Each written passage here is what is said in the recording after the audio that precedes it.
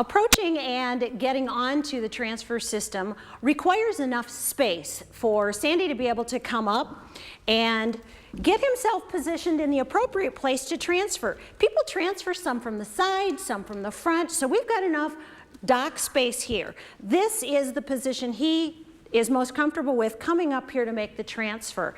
So as he shows how he makes this transfer onto the transfer station, I'm going to talk a little bit about some of the characteristics that make this universally accessible, meaning easier to use by everybody, and some of the characteristics. So as you'll note, the height of this is just about the height of the seat of his wheelchair. That's going to make it easier to move right over onto the bench. So Sandy, why don't you show us kind of how you position yourself? Sandy brought a cushion. He said this is something he would always do because he's moving out of the supportive cushion on his wheelchair onto a hard surface. So he's going to put this cushion down and transfers out. So he does it a little bit to the side. This position here, one of the things I want to show is we've got enough space on the top box so that he has enough hand space for support, for balance side to side. This rail helps him to grip. There is a little bit of surface on the bottom here that keeps his hand from slipping. There's enough space to support himself side by side. So you've got hands, trunk, hands, and you can support on the bench. Then he puts a second cushion down, and this is the way Sandy does it. This isn't the way everybody does it. This is the way that works for him. Now, he's got enough space, hand, fanny, on the bench, can move the cushion over. Now we've already put the kayak in the hole here for this demonstration. And Sandy can move over. He still has enough hand, fanny space. He can move his legs. Now, this is a really important characteristic right here. When you are seated, when he is seated up here and his legs are up here, as he drops these feet down, it becomes important because there's a slide board here. This slide board's going to come out. He's going to make one more transfer down.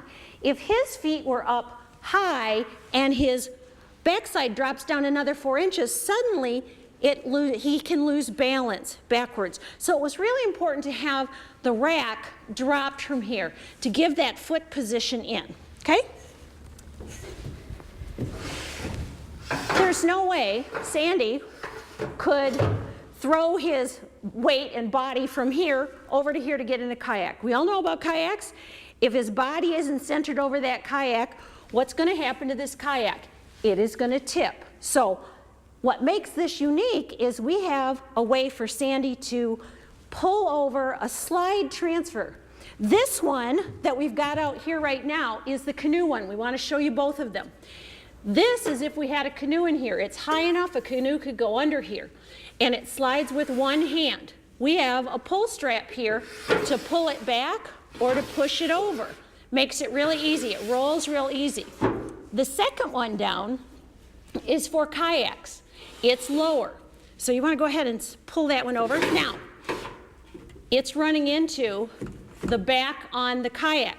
So Sandy needs to reposition his boat because it's bumping up against here. So he slides the boat forward to make sure the slide board goes all the way across.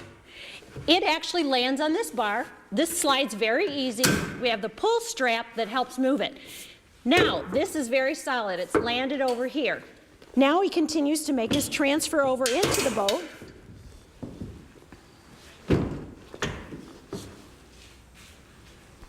Now we've got a couple of rails here. Depending on if you're getting in a canoe or a kayak, what kind of arm and hand function you have, what kind of support you need for balance, these two rails can be used for somebody if they want to reach over here and help pull their body across. These rails can help with the transfer process also.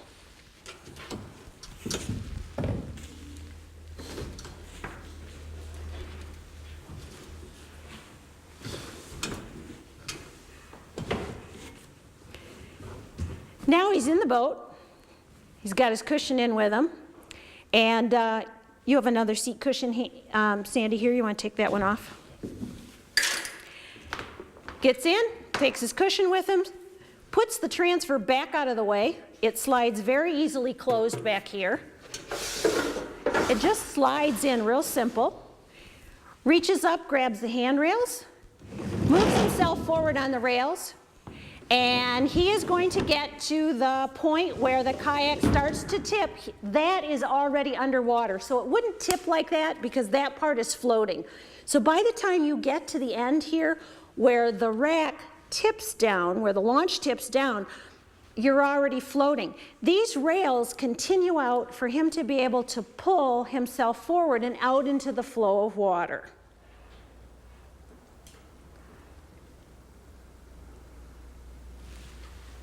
Sandy's back now. He went out that way, went kayaking, came around, and he's paddling back in. So he's coming back into this launch. This is goes in this way, out that way. He's pulling himself up, same rail system out into the water, pulls himself up here, gets past where the transfer slide board is. The red straps here pull right out, slide behind him. There again, it latches over here, gets back in position. For him, he uses this cushion. Some people won't use that. For him, it's what he needs to do. Puts his hand over here, one on the kayak. That's how he does it. Other people do it different ways. Uses his cushion, scoots over a little bit. He's got enough space, hand, butt, we're all about that. Can get his feet out into that lower level here. Now, for him, getting up into this position to have his feet down there, get himself stable before he puts his feet up on the higher deck.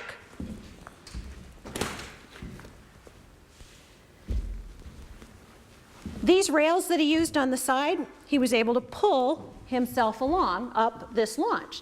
There's also one underneath the end here. You need to close this for us.